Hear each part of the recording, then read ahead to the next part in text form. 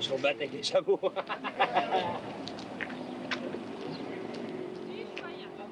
C'est un sombre pari très tard, contre quelques caisses de boissons pétillantes, d'emmener des bestioles qu'on n'avait jamais vues sur l'île, sur l'île-dieu, à savoir des chameaux, des dromadaires. Et puis, le lendemain matin, il a quand même fallu assumer le pari. Donc on a travaillé pour assumer le pari, et puis il y avait un délai de 2 mois, donc ça tombait pile dans le délai de... Et c'est bien, t'as rempli ton contrat. Oui. Avant 2 mois. Dans le délai de la fête des fleurs de l'île-dieu. Et puis d'un autre côté, la fête des fleurs de l'île-dieu était on peut le dire un petit peu en perte de vitesse. En perte de vitesse. On manquait de chars, il y avait je crois 4 chars pour cette année. Alors je me suis dit, on va allier les deux. Tout ça mélangé avec les événements du golf et autre chose, et la décrépitude de Saddam Hussein, on avait envie de se moquer un peu de ce monsieur.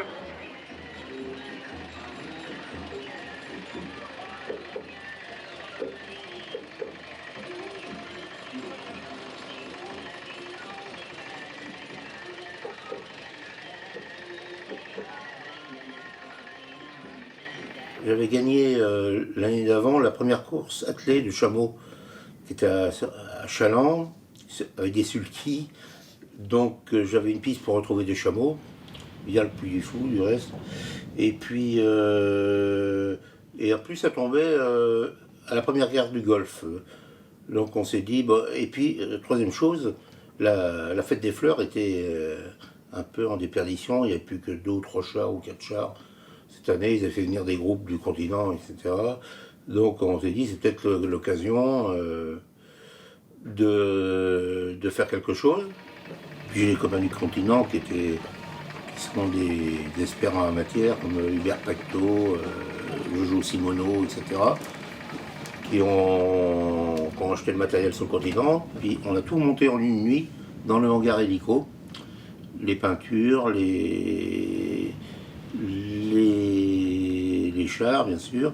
Bon, bien sûr, on n'avait pas de fleurs, c'est pas notre partie. Donc c'était vraiment 2 chars animés, plus les chameaux, qui sont venus avec un camion à vaches. Ils sont venus par le bateau. Et d'un côté, on avait prévenu tout le monde pour les figurants, etc. Donc j'ai pas eu pas mal de notables du continent qui sont venus, qu'on ne connaît pas heureusement dans le film, qui sont venus comme acteurs ou comme figurants. On était à peu près une trentaine de personnes sur le déguisé, en bédouin, en tout quoi.